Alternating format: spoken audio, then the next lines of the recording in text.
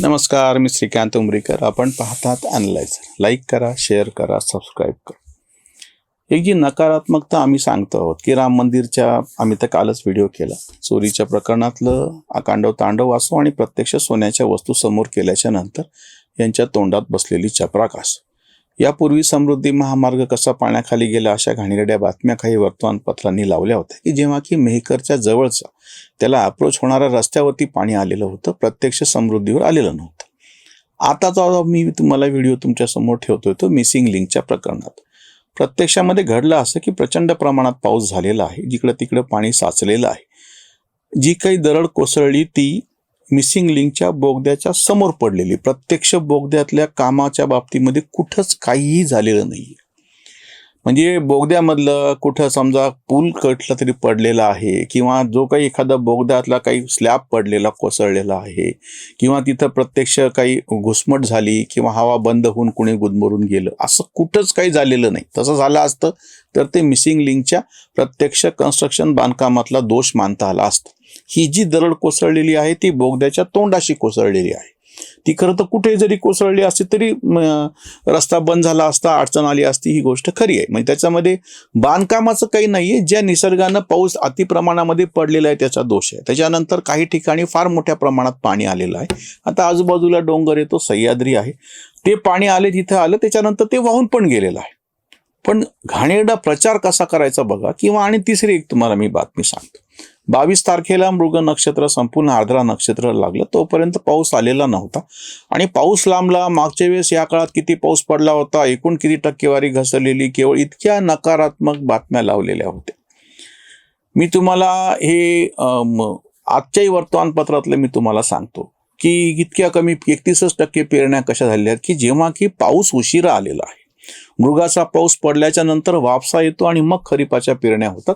मृगाचा नाही पाऊस पडला, आर्द्राचा पडलेला आहे. आर्द्राचा पाऊस आता थोडासा तरी, ज्याला उघडीप म्हणतात, वापसा येणे म्हणतात. पाऊस पडला, जमिनीमध्ये ओल आहे, थोडी उघडीप झाली आणि नंतर पेरणी केली जाते. इतकं पण ज्याला किमान शेतीचं शास्त्र माहिती नाही, की ढ त्यातलं कळत नाही. मला घाणेरडा शब्द वापरायचा आहे, शिवीचा, पण आता शक्य नाही इथं वापरणे. ते पण लोक आपलं ज्ञान पाजळायला लागलेत की पेरण्या कशा अपुऱ्या आहेत. जुलै महिन्यामध्ये पण पाऊस कसा, जेव्हा की जूनमध्ये अगदी शेवटच्या टप्प्यामध्ये फार मोठ्या प्रमाणात पाऊस पडलेला. आताही प्रचंड पावसाळीचं वातावरण तर सोडाच, पाऊस तर आहेच जिकडं तिकडं. पाणी पूर आता सुरू झालेले आहेत आणि हे आपल्याकडं नेहमी घडलेलं आहे की साधारणतः जूनच्या शेवटी, जुलैच्या पहिल्या आठवड्यामध्ये फार मोठा पाऊस पडून जातो आणि आता कमी कालावधीमध्ये जास्त पाऊस पडणे, असं एक हवामान बदलाचं एक नवीनच चक्र सुरू झालेलं. पण त्याच्यामध्ये नुकसान तर होतं शेतीचं, बाकीचं होतं, पूर होतं. पण दुसरा एक दिलासा देणारी गोष्ट अशी असते की जे काही सगळे जलसाठे आहेत ते जलसाठे भरून राहणे आणि त्याच्यामुळे आपली पिण्याच्या पाण्याची गरज वर्षभराची भागणे, ह्याच्यासाठी ते कामाला येतं. एरवी वाहून जातं, माती वाहून जाते, पूर येतो, हा जसा तोटा आहे तसा एक छोटासा का विना फायदा आहे. बाकी नंतर संततधार पाऊस पडत राहतो आणि एकूण जलसाठा जो आहे किंवा सरासरी जे पाऊसमान आहे तेवढं पडल्याच्या नंतर पिण्याच्या पाण्याची व्यवस्था होते. पण आपल्याकडं हा जो घाणेरडा प्रकार सुरू झाला की तातडीनं त्याच्यावरती लिहायचं, तातडीनं बातम्या करायच्या, निगेटिव्ह दाखवायचं. धरणानं गाठले तळ, ही बातमी केव्हा होते? जून महिन्यात. अरे धरण आता तळाला जाणार आहे ना. म्हणजे इतका, म्हणजे किती विकृती झाली बघा की 4 महिने पावसाचे सांगितलेले आहेत. मी ते बऱ्याच जणांना ते ऋतू सांगितलेले कळत नाहीत किंवा मराठी महिने कळत नाहीत किंवा त्याच्यानंतर नक्षत्रांचे संदर्भ सांगितले, मृग असो, आर्द्रा असो, पुनर्वसू असो, हस्त असो, मघा असो, आश्लेषा असो, ते कळत नाहीत नेमके. म्हणून मी तुम्हाला इंग्रजी महिने सांगतो. जून, जुलै, ऑगस्ट आणि सप्टेंबर ह्या 4 महिन्यामध्ये मोसमी पाऊस हमखास पडतो. नंतर पडलेला पाऊस कमी जास्त असतो, पण या 4 महिन्यात पडतो. एक सरळ अतिशय साधा बाळबोध नियम असा आहे की सप्टेंबरच्या नंतर तुम्ही मोजमाप करा. मधल्या कुठल्याही काळामध्ये पाऊस कमी जास्त होणे, लांबणे किंवा उलट सुद्धा की अतिर झालं, जास्त झालं, शतकातला मोठा पाऊस, ह्या पण बातम्या ह्या काळात देऊन काहीच उपयोग नाही. पूर्ण 4 महिने झाल्याच्या नंतर सप्टेंबरमध्ये जेव्हा मेट्रोलॉजिकल डाटा उपलब्ध होईल तो हाती आल्याच्या नंतर मग त्याच्यावरती कॉमेंट करा. पण त्याच्यावरती काही बोलत नाही. आताच नाही, गेले 10 वर्षापासून हवामान बदलामध्ये कमी जास्त पाऊस पडणे म्हणजे एका वेळी जास्त पडणे, ओढ देणे, परत पडणे. पण पाणी कमी झाले असं घडलेलं नाहीये. 10 वर्षातलं मी तुम्हाला सांगतो, 2016 ते 2026 या संपूर्ण 10 वर्षाच्या कालखंडामध्ये दुष्काळाचं एकही वर्ष नाहीये. थोड्याशा कमी पावसाचे, तेही सरासरीच्या 90-92% पाऊस. आताही तेवढाच सांगितलंय, म्हणजे काही कमी नाहीये. आपल्याकडे पाऊसच जास्त आहे. मुळात मोसमी हवामानाचा जगातला आपला देश आहे. त्याच्यामुळं आपल्याकडे हमखास आणि हक्कानं पाऊस पडतो आणि त्या पावसावरती प्रचंड प्रमाणामध्ये आपली शेती होती. सगळी खरीपाची शेती ही आभाळातून पडणाऱ्या पावसावरचीच आहे. त्याला कोरडवाहू शेती असं म्हणतात.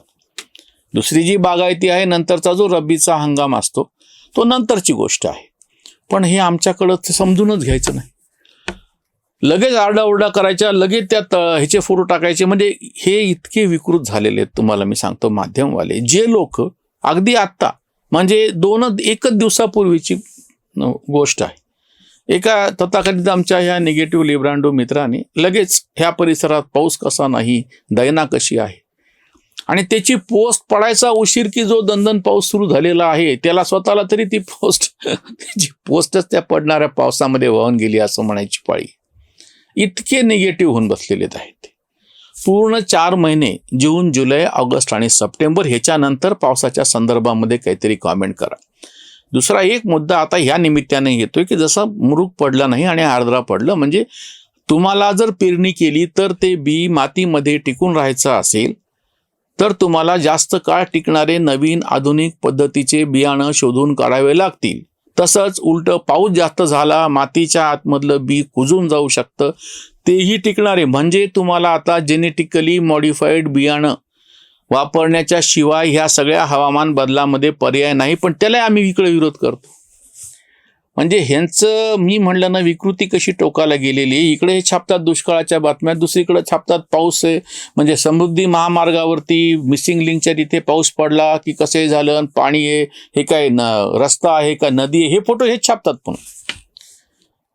म्हणजे तुम्हाला एवढी पण लाज उरलेली नाहीये. काल तुम्ही जो फोटो छापला होता त्याच्या उलटा फोटो तुम्ही आज छापतात, पुन्हा आज बोंबा मारतात. मुसळधार पाऊस आहे, सरकार काय करत, दुष्काळ आहे, सरकार काय करत.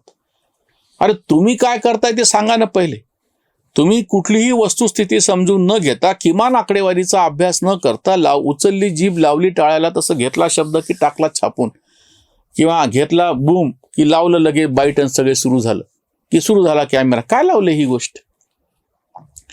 ह्याचा सगळ्यात परिणाम म्हणजे एक तर सगळ्यात आपल्याकडं म्हणजे हक्काचा असा पाऊस पडतो, त्यामुळे पिण्याचं पाणी नावाची गोष्ट ह्याचीच काय म्हणता येईल त्याला, ह्याचा दुष्काळ नावाची गोष्ट नाही. शेतीच्या बाबतीमध्ये जोपर्यंत तुम्ही आधुनिक तंत्रज्ञान वापरणार नाही तोपर्यंत आता शेती करता येणार नाही. पारंपरिक पद्धतीनं उघड्यावरची आभाळाखालची शेती अवघड झालेली आहे. केवळ यावेळेस पेरणी होती ते धान्यच नव्हे, बाकीचा शेतमाल, त्याची साठवणूक, त्याच्यावरची प्रक्रिया, ह्या सगळ्या गोष्टी अडचणीमध्ये सापडलेल्या आहेत. मग ते सगळं जर सोडवायचं असेल तर फार मोठ्या प्रमाणात आपल्याला तंत्रज्ञान वापरावं लागणार आहे. आधीच्या सारखं आपल्याला जमणार नाही. आधी तर आमच्याकडे फ्रीज नव्हतं, तेव्हा त्याला कोटंब म्हणायचे. मातीचा रांजण असायचा, त्याच्यामध्ये खाली वाळू ठेवलेली असायची, त्या वाळूवरती पोतं टाकलेलं असायचं, ओलसर केलं, त्याच्यामध्ये भाज्या ठेवायच्या आणि वरतून एक पोतं साठवायचं आणि त्याच्यावरती थोडं थोडं अधूनमधून पाणी टाकायचं, म्हणजे ते ओलं राहावं, त्याला कोटंब म्हणायची. त्याच्यामध्ये भाज्या साठवलेल्या असायच्या आमच्या घरांमध्ये. आणि नंतर फ्रीज आलं, तुम्ही ते वापरायला लागलात, मग आता कुटुंबाची गरज पडली नाही. पण आताही काळामध्ये तुम्ही म्हणाल की नाही मी असंच हे करतो. काळाच्या मागं जाऊन विज्ञानाला पाठ फिरून कसं जमावं, तंत्रज्ञानाची भांडण करून कसं जमावं, या सगळ्या काळामध्ये जेव्हा एकदम पाऊस पडतो, नंतर पुन्हा मध्ये मोठा झाला गॅप पडतो आणि नंतर परत पुन्हा जास्त पाऊस पडतो, कमी वेळात जास्त पाऊस पडणे, जिकडं तिकडं पाणीसाठी शहरामध्ये पण व्हायला लागले हे. त्याच्यामुळे ह्या सगळ्याकडे हे जे हवामानातले बदल आहेत ते समजून घेऊन त्या पद्धतीनं आपल्याला आता आपली पण शैली बदलावी लागेल. आपल्याला पण वेगळ्या पद्धतीनं ह्या सगळा विचार करावा लागेल. अगदी जुन्या काळी सुद्धा जी आम्ही उदाहरण वारंवार देतो, आपल्याकडचे हे 4 महिने पावसाचे आहेत, खरीपाचे आहेत, हाच हंगाम काळजीचा आणि महत्वाचा आहे. वर्षभराचं धान्य घरात येणार आहे म्हणून शिवाजी महाराजांनी पुरंदरचा तह जून महिन्यात केला. 12 जूनला सगळे आपले जे मावळे होते ते घरी गेले, त्यांनी शेती केली, 4 महिने ते राबले, धान्य घरामध्ये आणलं. त्याच्यानंतर शिलंगणाचं काय सीमोल्लंघन जे म्हणायचो, तेव्हा अक्षरशः खरोखरच सैन्य तेव्हा लढाईसाठी म्हणून बाहेर पडायचं. 4 महिन्याचा हा जो कालखंड आहे, शांतपणे आपलं काम बाकीचं करत राहणे, किंवा चातुर्मास सांगितलेला आपल्याकडे आषाढी आता एकादशी पासून ते पुढच्या म्हणजे कार्तिकी एकादशी पर्यंत हे 4 महिने त्या ठिकाणीच म्हणजे संत महंतांनी तर पंढरपूरलाच बसायचे, बाकीच्यांनी सुद्धा आपली शेतीची आणि बाकीचे कामं करायचे, नंतर बाहेर पडायचं आहे. आपल्याकडे दसऱ्याला सीमोल्लंघन असा जो शब्द आहे तो सगळ्यांसाठीच लागू पडतो आहे. सीमा उल्लंघून बाकीचे कामं करायला लागणे असा तो शब्द आहे. असो, आपल्याकडं जे आहे त्याचा आपण अर्थ समजून घेत नाहीत आणि नकारात्मक पद्धतीनं टीका करतो. मिसिंग लिंक असो की पाऊस असो, या सगळ्याच्या बाबतीमध्ये ज्या पद्धतीचा नकारात्मक प्रचार ह्या सगळ्या लेब्रांडोंनी केला होता, पावसानं त्यांच्या तोंडावरती थप्पड दिलेली. इथे थांबूयात. धन्यवाद. स्वधर्म जागृतीचा विधायक बुरुज. Analyzer News.